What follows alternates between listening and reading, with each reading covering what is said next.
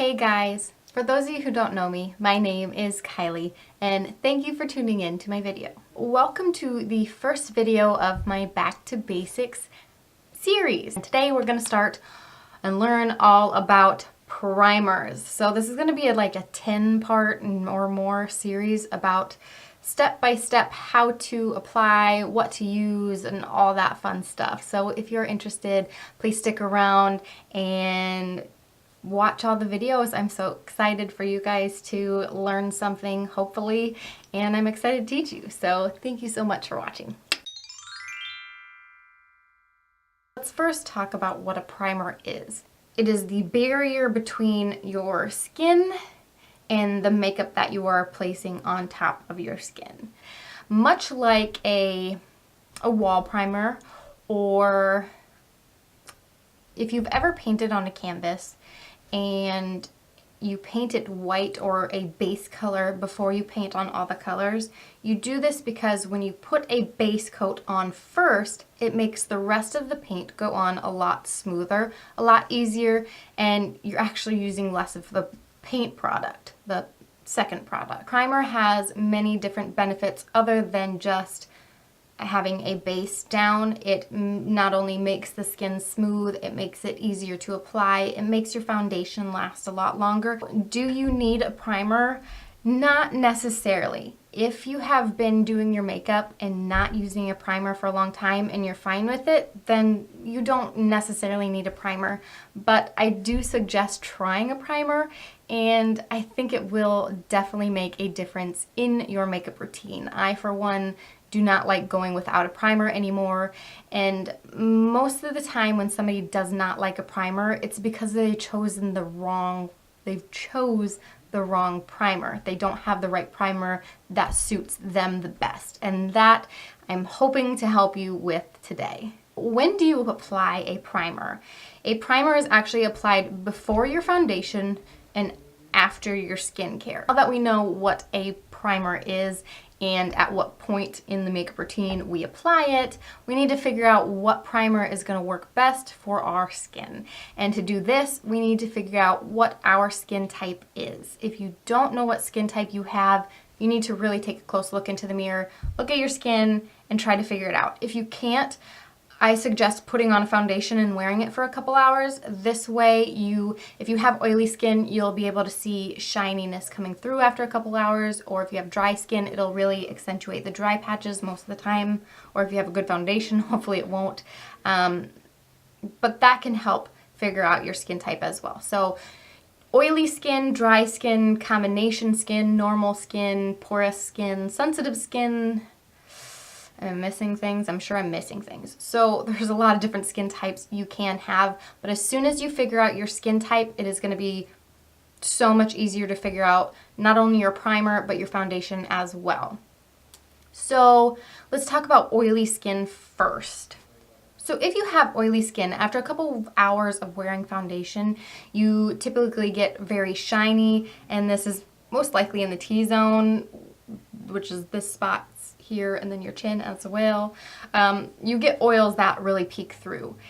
If you get a primer suited for oily skin, this is going to help you tremendously. It'll make your foundation last a lot longer. It won't slip off so easy because of those oils, and it'll make sure those oils are basically tamed and pulled back and don't come out anymore. So what you want to look for in a primer for oily skin is a mattifying primer. A mattifying primer is basically going to take all those oils away. It's going to suck them up and be like, no, you can't be oily. Now, if you've ever worn a matte lipstick or matte liquid lipstick, you know that it really dries down your lips, and it's the same for a primer. It kind of dries down your face a little bit, it mattifies it, it cancels out those oils and mattifies your skin. So that is very good for oily skin. That is one key word to look for when you are looking for an oily skin product.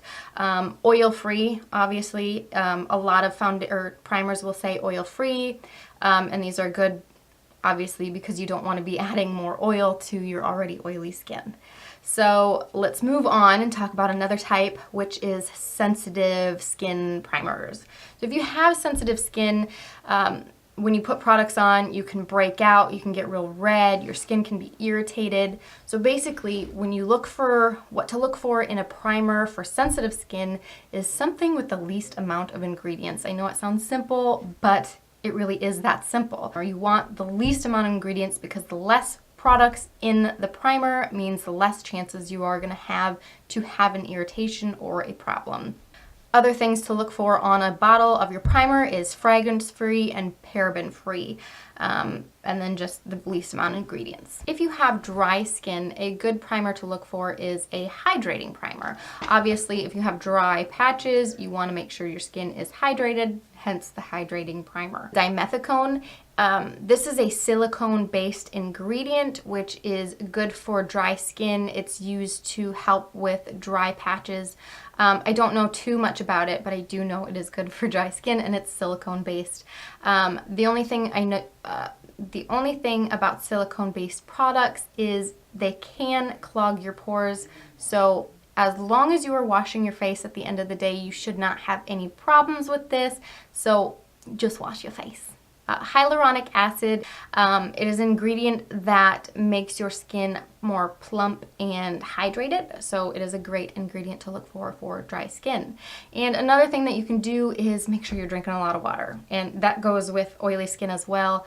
One of the things actually is if you're not drinking enough water, your skin may be overproducing oils to make up for the lack of hydration in your skin. So another type of primer is the pore minimizing primers. The pores are those little black dots.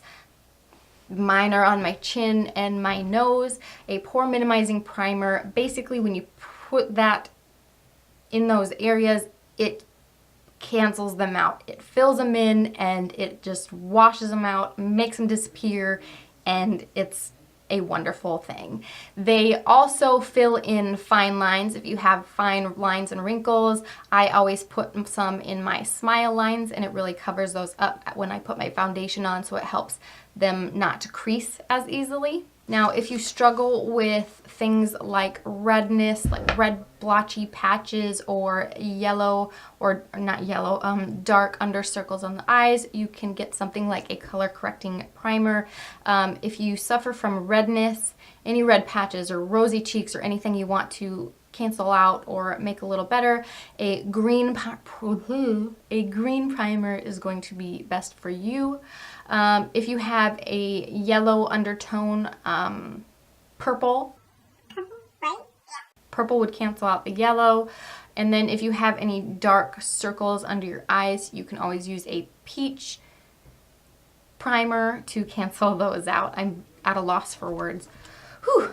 There are a lot of different primers out there, but those are the main ones that I'm going to talk about today. So now I'm going to show you a couple so you have some options. First off, I'm going to talk about two pore filling primers. One is a high-end and one is a drugstore brand. So this is a teensy tiny travel size bottle. I use this one a lot, and when I wear this one, I press it into my nose and my chin area, and I basically work it, like press it real hard in there and continue to rub it in until it fills it all in. The other one is by NYX. This is the Pore Filler. Don't mind the dirty bottle. This is an old one. It does the same thing. It is just a drugstore brand. This next one here is the Smashbox Photo Finish Foundation Primer. This one is a silicone-based product. This one you can use on, I'd say, normal to dry skin. I think this one is more for, but they do have an oil-free version, and then they also have a hydrating version. This primer here is a mixture of two different types of primers.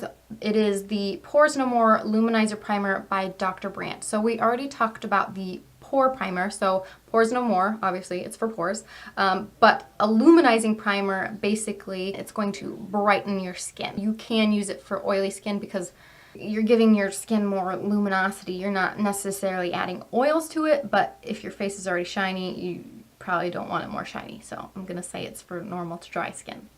The last one that I'm going to talk about today is a Cover FX blurring primer. This is another type of primer that I did not talk about, but this I would say is for all skin types. When you put it on, it photoshops your face, and it, like it says, it's a blurring primer. It blurs out the imperfections. It really does make it look more airbrushed and photoshopped. So that is what this blurring primer does. Also, I will say with the more silicone primers and the pore filling primers, they not only cover, well, these ones not only cover pores and fine lines, but if you have scars or anything, it really smooths those out as well. So that's another thing to keep in mind. Another thing to note when you're applying primers, if you have multiple problems like dry skin and oily skin, if you suffer from both, if you have patches in one place and oils in the other, you can mix primers. I mix primers. I use a pore primer and usually a silicone based primer or my blurring primer. Typically it's my Smashbox, or not Smashbox, my Benefit Professional, and then my blurring primer by Cover FX. I will take this one first, press it into the places with the pores, and then use my Cover FX one everywhere else. You can go over top of the pore one with this, but since there's already primer there, I don't like to go over top of it. If you get too much on, you can end up get pilling if you put too much on, and then with your foundation and everything, it's just too cakey. So the tools you use to apply a primer is personal preference. I always use my hands. Wash your hands before you apply your makeup. I find it more beneficial to put it on with your fingers because you can really press it in there. In those pores, fill everything in and really let it sink in.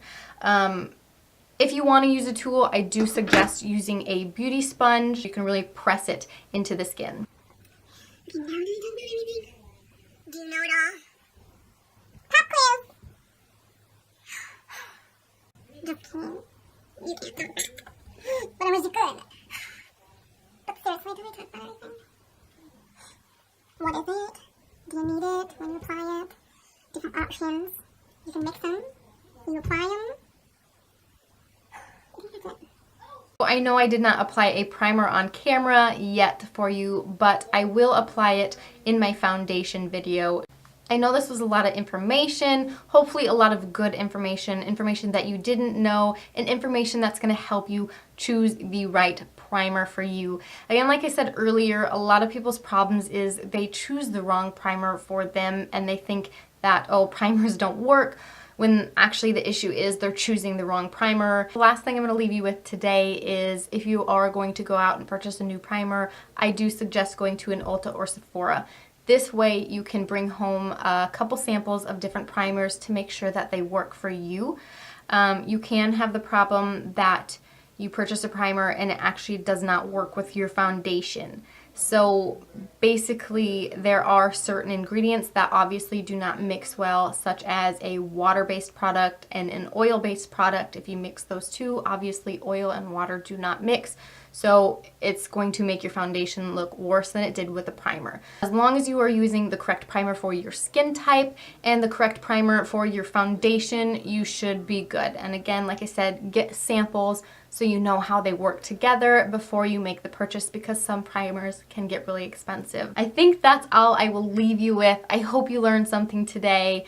If you have suggestions for another video you want to see, leave it in the comments below. Let me know what you learned today. Give this video a thumbs up if you liked it and you want to see more. And please subscribe to my channel. And have a good night. Okay, bye!